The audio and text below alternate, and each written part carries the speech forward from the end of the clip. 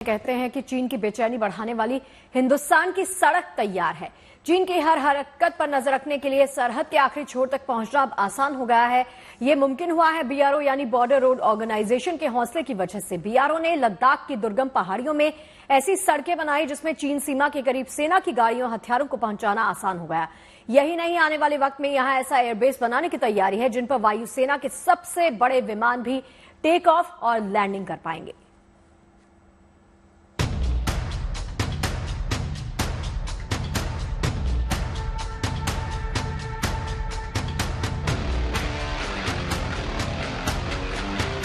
जिन रास्तों से गुजरना पहले नामुमकिन सा लगता था, उन रास्तों पर आज सेना की गाड़ियां दौड़ रही हैं।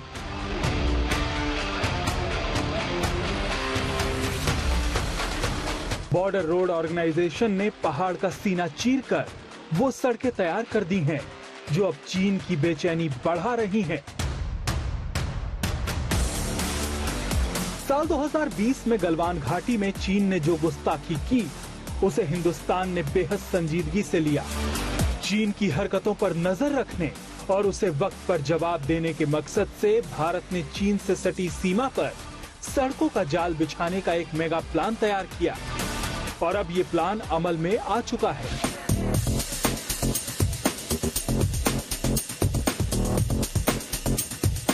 इन सड़कों को बनाना आसान नहीं था।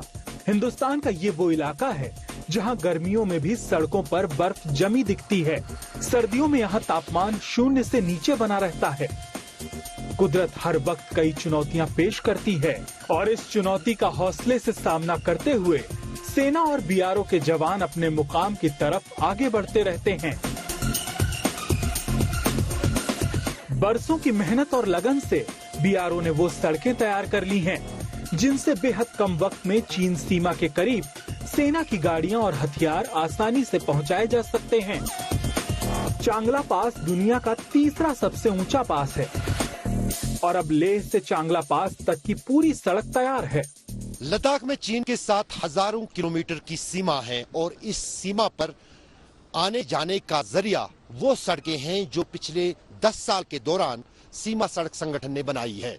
दरअसल 10 साल पहले तक इन पहाड़ों पर गाड़ियों का चलना फिरना दुर्भर था, मुश्किल था, लेकिन अब इन सड़कों पर ऐसी बनावट हुई है, ऐसी ये सड़कें बनी है कि न सिर्फ सेना बल्कि आम लोगों के लिए भी इन सड़कों पर चलना फिरना इतना आसान हो गया है कि जो पहले दिनों और महीनों में सफर तय होता था वो अब घंटों में होता है। इस सड़क को बनाने के पीछे बहुत सारे लोगों, इंजीनियरों का एक बहुत बड़ा योगदान रहता है, जो लद्दाख के इन कठिन परिस्थितियों के बीच भी इन सड़कों का निर्माण करते हैं।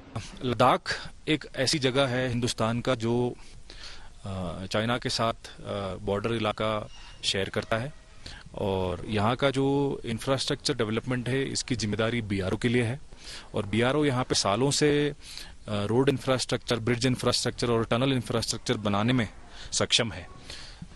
यहाँ पे पिछले 3-4 साल में इंफ्रास्ट्रक्चर और रोड इंफ्रास्ट्रक्चर बूम इतना हुआ है कि जो कनेक्टिविटी है to the last mile, to the last border post, to the last village जो लद्दाख के हैं, पूरा कनेक्टिविटी बॉर्डर रोड्स की तरफ से प्रोवाइड किया गया है, जिसकी वजह से हमारे हिंदुस्तान के आर्म्ड फोर्सेस का इंडक्शन के लिए बहुत सुविधा हुई है और सबसे जल्दी से जल्दी सबसे हेवीएस्ट या सबसे मोस्ट मॉडर्न इक्विपमेंट्स का जो ट्रांसपोर्ट है लेह से कोई भी लद्दाख के कोई भी कोने में पहुंचाने में कोई दिक्कत नहीं होती।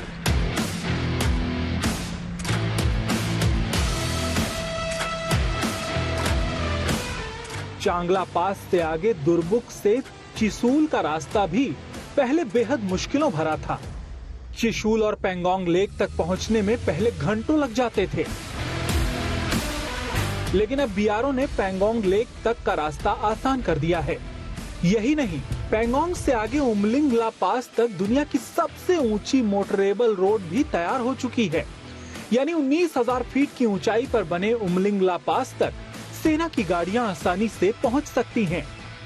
2021 तक खरदुंगला पास दुनिया का सबसे ऊंचा दर्रा और सड़क मानी जाती थी, लेकिन 2021 में ये दर्रा और सड़क बनने के बाद अब विश्व का सबसे ऊंचा दर्रा और सड़क यही उमलिंगला पास है।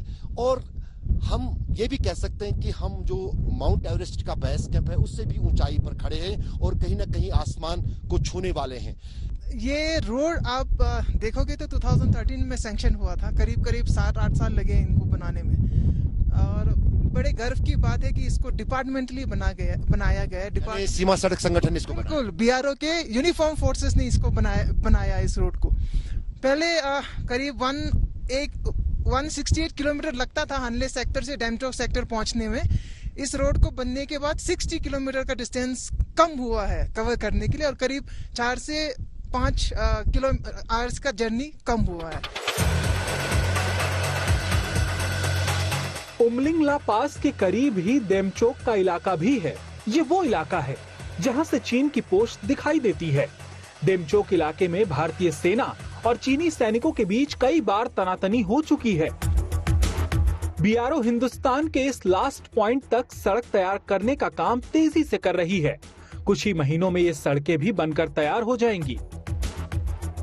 मैं इस वक्त नो मैन लैंड पर खड़ा हूं और मेरे ये पीछे जो है इंडियन तिब्बतियन बॉर्डर पुलिस का ऑब्जर्वेटरी पोस्ट है, और मेरे बाईं ओर सिंध दरिया के किनारे पर वो जो है चीन का ऑब्जर्वेटरी पोस्ट है, आईपीआई, जो चाइनीज पीपल्स लिबरेशन आर्मी है, उनका यहाँ पर ऑब्जर्वेटरी पोस्ट है। और इस नो मैन लैंड के बीच में एक महत्वपूर्ण सड़क जो है वो भारतीय सेना यानी सीमा सड़क संगठन बना रहा है, जो इस यहाँ से होते हुए जो है आगे न्योमा जाएगी, और चुशूल से होते हुए ये करीब 60 किलोमीटर का एक्सप्रेस हाईवे इसी साल के अंत तक तैयार हो जाएगा। ये सामने इधर चाइना का चेक पोस्ट है। अभी हमारा रेंज 46 किलोमीटर का है। हम लोग का टारगेट है कि इस सीजन में अक्टूबर-नवंबर के अंदर तक हम कंप्लीट कर लेंगे। बीआरओ न्योमा में सबसे ऊंची एयरफील्ड भी बना रही है। ये एयरफील्ड ऐसी है जिस पर वायुसेना के बड़े से बड़े विमान भी आसानी से लैंडिंग और टेक ऑफ कर सकेंगे। में कंप्लीट हो जाएंगे वो हैं एडवांस लैंडिंग ग्राउंड न्योमा।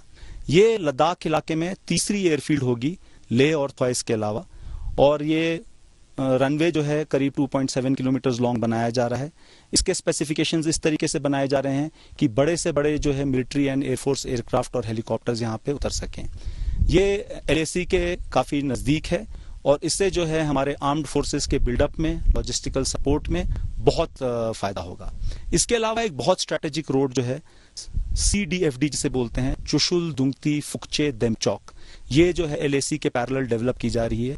ये भी एक बहुत स्ट्रेटेजिक रोड है और हमारे आर्म्ड फोर्सेस के बिल्डअप में और देश की सेफ्टी और सिक्योरिटी में अगेंस्ट PLA चाइना काफी ज्यादा फायदा होगा।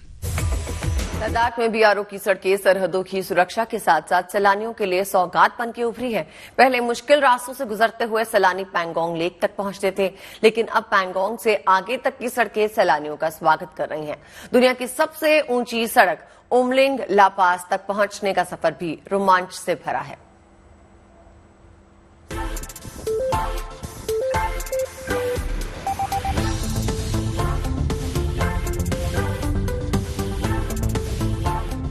लद्दाख की ये तस्वीरें सेना को मजबूती देने के साथ साथ अब सैलानियों को भी सौगात दे रही है।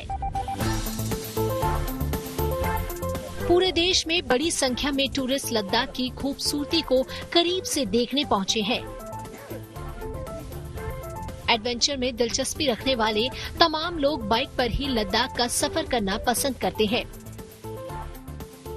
अब बीआरओ ने इन टूरिस्ट के लिए लेह से सबसे ऊंची मोटरेबल सड़क तक का सफर आसान कर दिया है।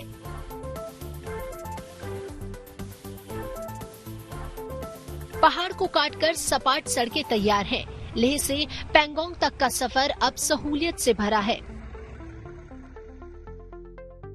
टूरिज्म और टूरिस्ट और पर्यटक के लिए तो ये बहुत बड़ा एक सुविधा या एडवांटेज हुआ है कि जो टूरिस्ट आज की डेट पे लेह में सुबह लैंड करेगा वो पैंगोंग लेक आके लंच करके शाम को डिनर के लिए वापस ले पहुंच सकता है। तो ये है इंफ्रास्ट्रक्चर डेवलपमेंट का जो, और इंफ्रास्ट्रक्चर मतलब roads, medical facilities, recreational facilities, hotel facilities, ये सारे जो इस पूरे रास्ते पे पूरा डेवलपमेंट लद्दाख की तरफ से, बीआरओ की तरफ से, गवर्नमेंट की तरफ से इतना हुआ है, इतना फोकस रहा है कि बहुत सुविधाएं पूरे सड़क में किए गए हैं पर्यटक के लिए। एंड इन कंपैरिजन पहले कोई सोच भी नहीं सकता था कि कोई लेह से पेंगोंग आए और एक ही दिन में वापस चला जाए। तो अभी इतना डेवलपमेंट हो रखा है कि कम्युनिकेशन फैसिलिटीज आ गए, रेस्टोरेंट्स आ गए, मेडिकल फैसिलिटीज है, रेस्ट एरियाज है, वाइड रोड्स है। तो टूरिस्ट के लिए ये बहुत आसान हो गया है कि वो अपने कन्वीनियंस से आ सकता है, लेक देख सकता है और वापस जा सकता है बिना किसी परेशानी से। हर साल पेंगोंग लेक को देखने बड़ी संख्या में सैलानी आते हैं। अब बीआरओ की कोशिशों से नुब्रा वैली से पेंगोंग लेक तक पहुंचना भी आसान हो गया है।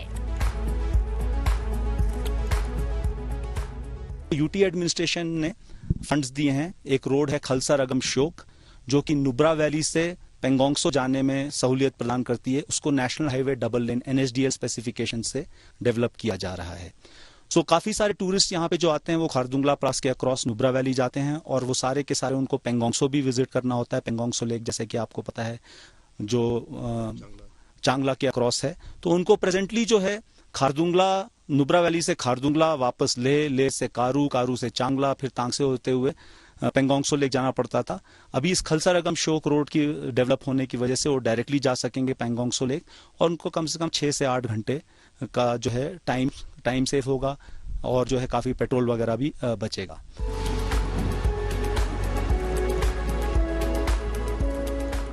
यही नहीं, बीआरओ ने 19,024 फीट की ऊंचाई पर उमलिंगला पास तक रोड बनाकर तैयार कर दी है। इससे लोग अपनी गाड़ी से इस पास तक आसानी से पहुंच सकते हैं। बॉर्डर रोड ऑर्गेनाइजेशन ने ये सड़क जो पूरा डेमचुक से होते हुए फिर आगे सीमावर्ती इलाकों को जोड़ के, और यहाँ इस सड़क को पूरी तरह से ब्लैक टॉप किया गया है और उसको बनाने में सीमा सड़क संगठन को कड़ी मेहनत करनी पड़ी। शून्य से नीचे तापमान में सालों तक काम करना पड़ा। मशीनों को उन ऊंचाइयों पर चलाना भी विश्व में कहीं न कहीं पहली बार हो रहा था। अब ये सड़क बनकर तैयार हो गई है। इसकी देखरेख जो है सीमा सड़क संगठन करता है, लेकिन कहीं न कहीं पूरे देश के लिए गौरव का पल। दुनिया का सबसे ऊंचा मोटरेबल रोड हिंदुस्तान के लद्दाख में उमलिंगला पास, और यही कारण है कि यहां पहुंचने वाला हर पर्यटक हो या देशवासी हो वो अपने आप को गौरव महसूस करता है। गुड न्यूज टुडे के लिए अशरफ वानी, दुनिया के सबसे ऊंचे दर्रे उमलिंगला पास से। और मुंबई में ट्रैफिक जाम की दिक्कत से निजात दिलाने के लिए मरीन ड्राइव से हाजी अली के बीच में कोस्टल रोड फेज 2 की शुरुआत हो गई है। इस कोस्टल रोड पर आम लोग सुबह 7 बजे से रात 11 बजे तक यानी 16 घंटे अपनी गाड़ियों में फर्राटा भर सकेंगे। इससे कोस्टल रोड से भी सफर आसान होगा और साथ ही साथ समय की बचत भी होगी।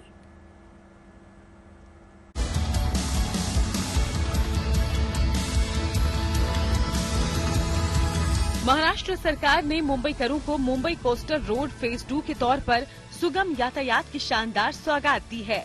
महाराष्ट्र के सीएम एकनाथ शिंदे ने मरीन ड्राइव के प्रिंसेस स्ट्रीट फ्लाईओवर को हाजी अली से जोड़ने वाली करीब 6.5 किलोमीटर लंबी कोस्टल रोड का उद्घाटन कर दिया। ये सी लिंक रोड मंगलवार सुबह 7 बजे से आम लोगों के लिए खोल दिया जाएगा। इस रोड के चालू होने से मरीन ड्राइव से हाजी अली की दूरी महज 7 से 8 मिनट में पूरी हो जाएगी, जबकि ट्रैफिक टाइम में इसके लिए 35 से 40 मिनट का वक्त लगता है। इतना ही नहीं, इसके चालू होने से फ्यूल कंजम्पशन भी करीब 34% तक कम होगा।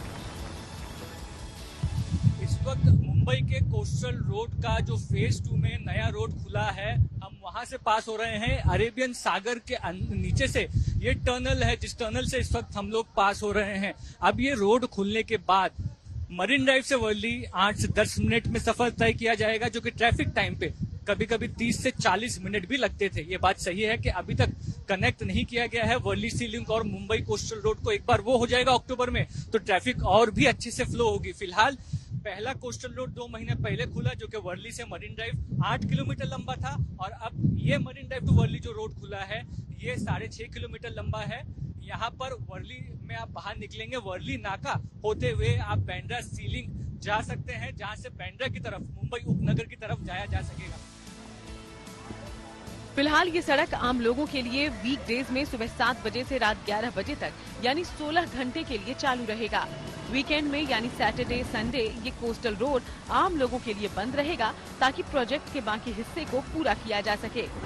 दरअसल ये प्रोजेक्ट कुल 10.58 किलोमीटर का है, जो मरीन ड्राइव को बांद्रा वर्ली सीलिंग से जोड़ेगा। उम्मीद है इस साल की जुलाई तक ये प्रोजेक्ट कंप्लीट होगा। आपको भी बहुत सुविधाजनक होगा, सब पत्रकारों को जल्दी जा सकते हैं। अभी आज जो धर्मवीर छत्रपति संभाजी महाराज कोस्टल रोड का एक टनल 9 किलोमीटर का वर्ली से जो वहां जाता है मुंबई की तरफ, वो खोल दिया था। ये दूसरा टप्पा, दूसरा फेज है 6.25 किलोमीटर का। ये अपना हाजी अली और अमरसंस यहाँ ओपन हो जाएगा और जुलाई महीने में वो वर्ली तक ओपन हो जाएगा। बहुत ही एडवांस टेक्नोलॉजी का इस्तेमाल करके ये टनल किया है, ये कोस्टल हाईवे किया है। 40 से 50 मिनट पहले लगते थे, अभी केवल 8 मिनट में ये जो प्रवास है हो जाएगा। कोस्टल रोड सरफेस पर 8 लेन की और टनल में 6 लेन की बनाई गई है। आपको बता दें कि इसी साल 11 मार्च को वर्ली से मरीन ड्राइव के बीच 9.5 किलोमीटर लंबी कोस्टल रोड का उद्घाटन किया गया था।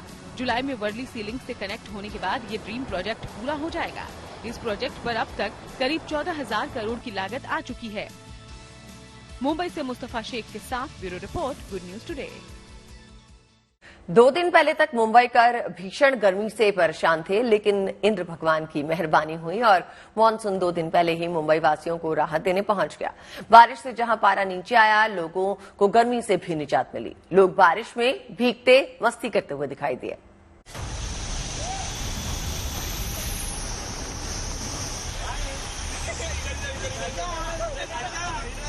ये खुशी राहत की है, ये खुशी दिल को सुकून देने वाली है।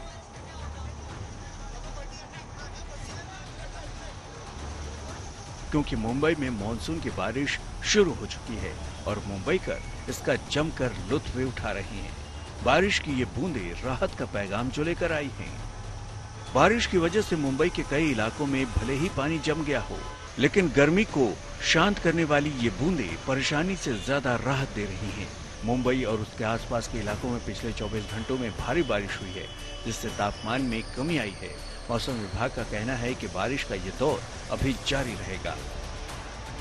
आने वाले 2 दिन के लिए भी जो हमारा साउथ कोंकण है वहाँ अच्छी बारिश हो सकती है और रेस्ट ऑफ द महाराष्ट्र आप देखोगे तो पूरा महाराष्ट्र में हमने येलो अलर्ट दिया है और जो साउथ महाराष्ट्र है वहाँ कहीं कहीं ऑरेंज अलर्ट है, उधर थोड़ी सी भारी वर्षा होने की संभावना है। मौसम विभाग के मुताबिक 2 दिन बाद महाराष्ट्र में बारिश थोड़ी कम हो जाएगी, लेकिन फुहारों का सिलसिला अभी बना रहेगा। हालांकि मुंबई में मानसून 2 दिन पहले पहुंच गया है, जिससे लोगों को उम्मीद से पहले ही राहत की सौगात मिली है। मानसून की पहली बारिश में ही ब्रिटिशकालीन खोटशी बांध ओवरफ्लो करने लगा है। खोटशी बांध के लबालब होने का नजारा काफी सुंदर होने से लोग बाग इसे देखने के लिए पहुंचने भी लगे हैं। Bureau report, good news today. दक्षिण पश्चिम मानसून देश के पश्चिमी हिस्से में भी तय वक्त से पहले पहुंच चुका है। गुजरात के कई हिस्सों में जहां प्री मानसून बारिश देखने को मिली, तो वहीं महाराष्ट्र में मानसून के बादल खूब बरस रहे हैं। मुंबई में 2 दिन पहले पहुंचे मानसून आने के बाद भीषण गर्मी से परेशान महाराष्ट्र और मुंबई के लोगों ने यहां पर राहत की सांस ले ली है।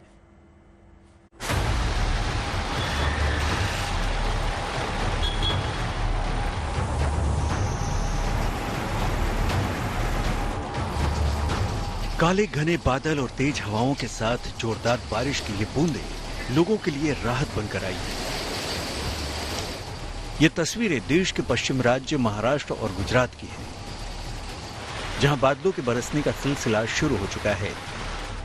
चंद रोज पहले तक देश के ये दोनों राज्य भीषण गर्मी की गिरफ्त में थे और लोग बेसब्री से मानसून की राह देख रहे थे। इन लोगों का इंतजार अब खत्म हो चुका है, क्योंकि महाराष्ट्र में जहां मानसून की बारिश शुरू हो चुकी है, वहीं गुजरात के कई हिस्सों में प्री मानसून बारिश से मौसम सुहाना हो गया है। मौसम विभाग का कहना है कि गुजरात में अब कभी भी मानसून की एंट्री हो सकती है। आने वाले 48 घंटे में जो south west monsoon south Gujarat के कुछ भाग में प्रवेश करेगा। आने वाले 48 घंटे में साउथ गुजरात के कुछ भाग में होगा कि ज्यादा बारिश होगी। जो रेनफॉल दिया गया है वो लाइट से मॉडरेट रेनफॉल दिया गया है आज के लिए, और कल के लिए साउथ गुजरात के लिए जो रेनफॉल दिया गया है वो लाइट रेन का। मानसून महाराष्ट्र तक पहुंच चुका है। महाराष्ट्र के कई हिस्सों में बारिश का दौर शुरू हो चुका है। मुंबई में तो अनुमान से 2 दिन पहले ही मानसून ने दस्तक देकर लोगों को गर्मी से राहत दिला दी है। हालांकि इस राहत वाली बारिश के चलते मुंबई के कई इलाकों में पानी भरने से लोगों को परेशानी भी उठानी पड़ रही है। यानी मानसून की रफ्तार कायम है, वो तेजी से पश्चिम की ओर बढ़ रहा है। अगले 2 से 3 दिन में हमारी उम्मीद है कि मानसून और थोड़ा सा एडवांस कर सकती है वेस्ट की तरफ, जैसे साउथ गुजरात और महाराष्ट्र का थोड़ा और हिस्से में आ सकती है। इस बीच मौसम विभाग ने अपनी ताजा भविष्यवाणी में उत्तर भारत के लिए फिर से हीट वेव का अलर्ट जारी किया है। मौसम विभाग का कहना है कि तापमान एक बार फिर 47 डिग्री को छू सकता है। देखिए, अभी जैसे हम पहले से बता रहे थे, एक fresh spell of heat wave शुरू हो गई है नॉर्थ इंडिया में। आपका ऑलरेडी उत्तर प्रदेश, यहाँ पर आपका हीट वेव का स्थिति जारी है।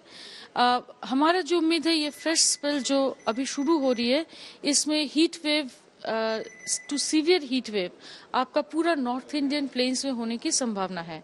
नॉर्थ इंडियन प्लेन्स यानी हिल्स में भी, यानी कि आपका जम्मू एंड कश्मीर, हिमाचल प्रदेश, पंजाब, हरियाणा, नॉर्थ राजस्थान, उत्तर प्रदेश और बिहार, झारखंड, बंगाल, ये पूरा जो नॉर्थ मध्य प्रदेश, आपको अगर जियोग्राफिकली समझते हैं तो पूरा नॉर्थ इंडियन बेल्ट में अभी क्लाउड कवर कम हो जाएगी। यहाँ पर हीट वेव का स्थिति जो जारी है वो थोड़ा बढ़ेगी। मानसून की रफ्तार को देखते हुए ये अनुमान है कि अगले 5 से 6 दिनों में उत्तर भारत में मानसून दस्तक दे सकता है। हालांकि दिल्ली के लिए अभी मानसून दूर की बात है और इसके 29 जून तक पहुंचने की संभावना है। 29 जून की तारीख है जो मौसम विभाग द्वारा जारी की गई है कि मानसून तब तक हिट हो सकता है, तब तक दस्तक दे सकता है। लेकिन फिलहाल अभी दिल्ली में कोई बारिश जैसी ऐसी कोई संभावना नहीं है। लोगों को, दिल्ली वासियों को अभी इस भीषण गर्मी का सामना करना पड़ेगा। कैमरा पर्सन मनीष झा के साथ मनीषा लड्डा, दिल्ली। और अब आपको गुजरात के गांधीनगर की तस्वीर दिखाते हैं। वहां मानसून ने दस्तक दे दी है। इससे पहले बीती शाम गांधीनगर के आसमान में काले घने बादल छाए दिखे। अचानक मौसम बदलने से चारों तरफ अंधेरा छा गया, साथ ही बिजली भी कड़कने लगी। फिर तेज हवा के साथ पेड़ पौधे झूमते नजर आए। मानसून की दस्तक के साथ गांधीनगर में जमकर बादल बरसे। बादलों के बरसने से गर्मी से परेशान गांधीनगर के लोगों ने राहत की सांस ली। हालांकि गुजरात के कई हिस्सों में पहले से प्री मानसून की बारिश हो रही है। चारधाम यात्रा को शुरू हुए 1 महीने से ज्यादा हो चुका है। देश के कोने कोने में श्रद्धालु अपने आराध्य के दर्शन के लिए पहुंच रहे हैं। अब तक बाबा केदार के दर्शन 7,80,000 से ज्यादा श्रद्धालु कर चुके हैं। लेकिन इस दौरान कई लोगों की तबीयत बिगड़ी, लेकिन उनको संभालने के लिए देवदूत मौजूद है। परख छिपकते ये मरीज को संभालते हैं और प्राथमिक उपचार करते हैं। अगर फिर भी तबीयत नहीं संभलती तो इन्हें बड़े अस्पताल रवाना कर दिया जाता है। देखिए रिपोर्ट। अधिक ऊंचाई पे केदारनाथ धाम है, तो ऐसे में यहाँ पे कई यात्री बीमार हो जाते हैं। केदारनाथ के मौसम का पता नहीं चलता है कि कब यहाँ पे बारिश हो जाए, कब धूप आ जाए, कब बर्फ गिर जाए। तो ऐसे में कई यात्री ऐसे होते हैं जो अपने साथ आवश्यक सामग्री नहीं लाते हैं, ठंड में भीगकर वो परेशान हो जाते हैं, उनकी तबीयत खराब होती है। तो यहाँ पे जो प्रशासन के SDRF, पुलिस, PRD, यात्रा मैनेजमेंट की जो फोर्सेज हैं, ये जो घायल तीर्थ यात्री होते हैं उनके लिए किसी देवदूत से कम नहीं है।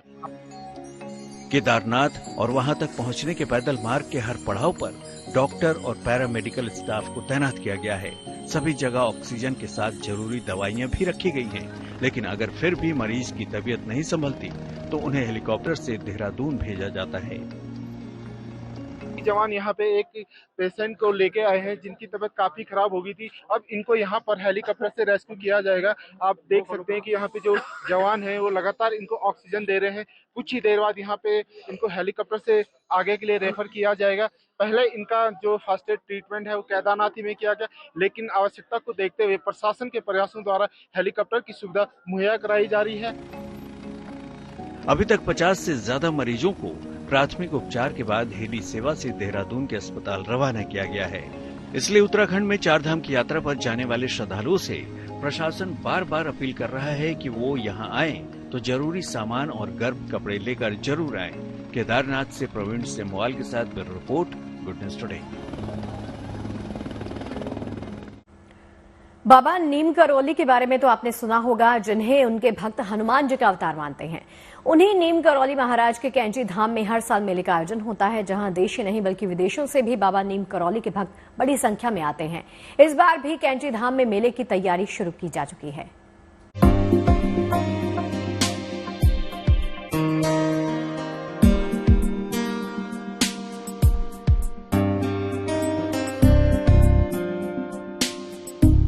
उत्तराखंड में नैनीताल के पास ऊंची पहाड़ी पर स्थित आस्था का स्थल कैंची धाम, जहां हर साल जून के महीने में लगता है श्रद्धा का मेला।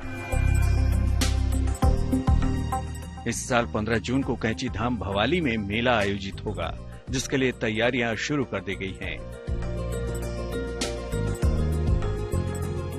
मेले की व्यवस्थाओं को लेकर सोमवार को कमिश्नर दीपक रावत की अध्यक्षता में नैनीताल क्लब सभागार में एक बैठक की गई, जिसमें उन्होंने कैंची महोत्सव के लिए पार्किंग, स्वास्थ्य सुविधा, बिजली पानी, यातायात, शटल सेवा सबके बारे में विस्तार से जानकारी दी।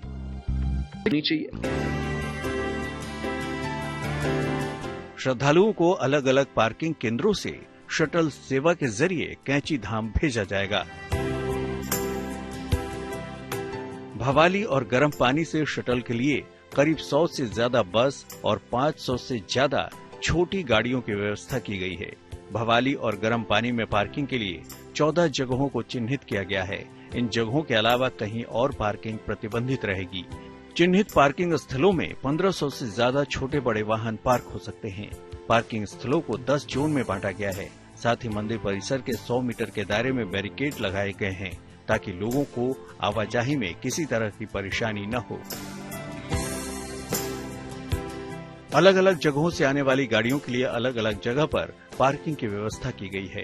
वहां से श्रद्धालुओं को शटल सेवा के जरिए कैंची धाम के लिए भेजा जाएगा। भवाली की पार्किंग फुल होने की स्थिति में भीमताल और हल्द्वानी से शटल सेवा चलाने के निर्देश दिए गए हैं। मेले में सोशल मीडिया का इस्तेमाल, फोटोग्राफी, वीडियोग्राफी पर पाबंदी रहेगी, यानी रील्स बनाने पर पूरी तरह से प्रतिबंध रहेगा। कैंची धाम से भवाली के बीच रास्ते के किनारे किसी संगठन या व्यक्ति के खाने पीने का मुफ्त वितरण करने पर रोक रहेगी। हालांकि रास्तों और पार्किंग स्थल में फ्री खाना पान के सामान बांटने पर पाबंदी नहीं रहेगी। पार्किंग स्थलों में श्रद्धालुओं के लिए खान पान के लिए फूड वैन की व्यवस्था करने के निर्देश भी दिए गए हैं। इसके अलावा साफ सफाई का ध्यान रखने के लिए भी कहा गया है। रेट्स पर भी प्रशासन की नजर रहेगी, ताकि कहीं किसी तरह की अवैध वसूली न हो। यही नहीं, अगर किसी की तबीयत ज्यादा बिगड़ती है तो जरूरत पड़ने पर उसके लिए हेलीकॉप्टर का इंतजाम भी रहेगा। वो एहतियात के तौर पे मैंने कहा है कि हम सिविल एविएशन से मांग लें। कई बार ऐसी स्थिति हो सकती है कि सड़कें बिल्कुल खुली ना हो, लंबा जाम हो जाए, मेडिकल इमरजेंसी हो, तो आसपास घोड़ाखाल में तैनात रहे तो बहुत उपयोगी साबित हो सकती है। सभी पार्किंग स्थलों में बिजली की उचित व्यवस्था करने के निर्देश दिए गए हैं। साथ ही नगरपालिका भवाली को कैंची धाम मार्ग में पर्यावरण मित्रों की तैनाती सुनिश्चित करने के लिए भी कहा गया है। नैनीताल से लीला सिंह बिष्ट के साथ bureau report, good news today. और अब बात ज्येष्ठ महीने के तीसरे बड़े मंगल की। बड़ा मंगल महावीर बजरंगबली को समर्पित है। ऐसी मान्यताएं हैं कि ज्येष्ठ के महीने में ही त्रेता युग में भगवान राम की मुलाकात वीर बजरंगी हनुमान से हुई थी। इसलिए इस महीने में मंगलवार को बड़ा मंगल कहा जाता है। मान्यता है कि इस दिन हनुमान जी की विधिवत पूजा करने से इच्छा की प्राप्ति होती है और इस दिन हनुमान की पूजा से बड़ा संकट मिट जाता है। इस दिन हनुमान जी को तुलसी दल की माला अर्पित करने का विधान है। साथ ही साथ हलवा पूरी या मीठी चीजों का भोग भी लगाया जाता है। हनुमान जी की आराधना के लिए भक्त भारी संख्या में हनुमान मंदिर पहुंच रहे हैं। अयोध्या में हनुमानगढ़ी में सुबह से ही भक्तों का रेला देखने को मिला। आज तीसरा जेठ मंगलवार है, इसलिए दर्शन करने आए हैं हनुमानगढ़ी हनुमान जी का। भीड़ बहुत दिख रही है, हजारों की संख्या में, लाखों की संख्या में भीड़ दिख रही है यहाँ पे। और हम लोगों की श्रद्धा है, अटूट श्रद्धा है, इसलिए हम दर्शन कर रहे हैं। उनकी कृपा है, आज दर्शन का सौभाग्य प्राप्त हो रहा है, वो भी जेठ के बड़े मंगलवार, तीसरे मंगलवार को। बहुत अच्छा है, बहुत अच्छा लग रहा है। हम लोग आए हैं हनुमानगढ़ी दर्शन करने। हम यही लोकल के हैं, हर बार आते हैं, लेकिन इस बार कुछ ज्यादा भीड़ है। अनूपगढ़ से, राजस्थान से दर्शन करने। हाँ, किसका दर्शन कर रहे हो? लाइन में लगता है बालाजी का, हनुमान जी का दर्शन करने आए हैं। आज जेठ का बड़ा मंगल है, इसके लिए दर्शन करने आए हैं। बहुत बढ़िया, अच्छा दिन है। कितनी भीड़ दिख रही है, कैसे दर्शन? बहुत भीड़ है, भीड़ तो बहुत तूफान से बेसी भीड़ है।